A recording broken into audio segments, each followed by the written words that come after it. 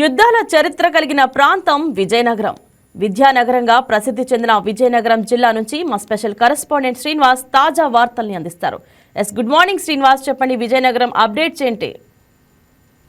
Good morning ఇంద్రదా. విజయనగరం జిల్లా వరకు సంబంధించి వస్తే విజయనగరం జిల్లా వ్యాప్తంగా ఉన్న అన్ని ఆసుపత్రుల్లో కూడా వ్యర్థాలను నిబంధనలకు అనుగుణంగా తరలించాలని, అలాగే ఏదైతే వెటనరీ ఆసుపత్రులు ఉన్నాయో ఆ ఆసుపత్రులు కూడా ఈ నిబంధనలు ఖచ్చితంగా పాటించాలని జిల్లా కలెక్టర్ రామచంద్ర రెడ్డి స్పష్టం చేశారు.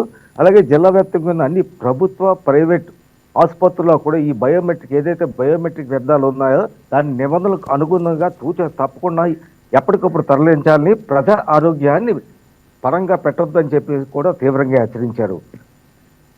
అలాగే విజయనగరం జిల్లా నెల్లిమర్ల నియోజకవర్గం భోగాపురం పోలీస్ స్టేషన్ పరిధిలో 2024లో చోటు చేసుకున్న ఒక పోక్సో కేసులో నిందితుడికి 20 సంవత్సరాలు కోర్టు కఠిన కారాగార శిక్ష మరియు 5,000 రూపాయల జరిమానా విధించింది. అలాగే ఏదైతే మైనర్ బాలిక బాధితులు ఉందో అమ్మాయికి 5 లక్షల రూపాయలు కూడా పరిహారం అందిస్తున్నామని జిల్లా ఎస్పీ ఏఆర్ దామోదర్ స్పష్టం చేశారు. ఇక గోవా గవర్నర్ పూసపాటి అశోక్ గజపతిరాజు గారు ఈరోజు నగరానికి విచ్చేస్తున్నారు. మధ్యాహ్నం 2:30 ఆయన విజయనగరం కంటోన్మెంట్లో గల గవర్నర్ బంగ్లాకు చేరుకుంటారు. రేపు ఆయన సమీప బంధువుల ఉపనయన కార్యక్రమంలో పాల్గొంటారు. అనంతరం ఎల్లుండి అంటే శనివారం సింహాచలంలోని శ్రీ వరాహ లక్ష్మీ నరసింహ స్వామిని దర్శనం చేసుకున్నారు. అలాగే ఆదివారం విజయనగరం కోటలో జరగనున్న విజయనగరం సంతపేట శ్రీ జగన్నాథ స్వామి ఆలయ ట్రస్ట్ బోర్డు కార్యవర్గ సభ్యుల ప్రమాణ స్వీకార కార్యక్రమంలో గోవా గవర్నర్ పూసపాటి అశోక్ గజపతిరాజు గారు పాల్గొన్నారు. అనంతరం అదే ప్రాంగణంలో ఉన్న మాన్సస్ విద్యా సంస్థల ప్రతినిధులతో సమావేశం కానున్నారు. అనంతరం 25వ తేదీ తిరిగి గోవాకి పయనం కానున్నారండి. అలాగే విజయనగరంలో ఆదివారం 22వ తేదీన పారా బ్యాడ్మింటన్ పోటీలు నిర్వహిస్తున్నామని ఆ సంస్థ చైర్మన్ దయానంద్ పేర్కొన్నారు. ఆసక్తి గల క్రీడాకారులంతా వచ్చి పాల్గొనాలని ఆయన సూచిస్తున్నారండి. ఇది ఈ రోజు ఉన్న అప్డేట్స్ ఇంద్రగా. శ్రీనివాస్ చెప్పండి, తాటిపూడి రిజర్వాయర్ బోటు ప్రారంభం కానుంది అని చెప్పి తెలిసింది. దీని గురించి మీ దగ్గర ఉన్న అప్డేట్స్ ఏంటి?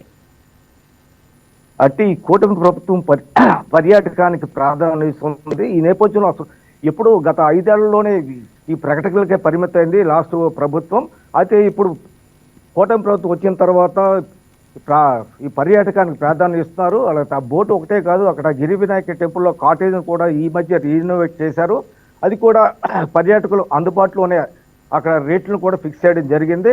ఈ అవకాశాన్ని అందరూ వినియోగించుకోవాలని ఇప్పటికే జిల్లా కలెక్టర్ రామచంద్ర రెడ్డి కూడా పత్రికాముఖంగా తెలియజేశారు.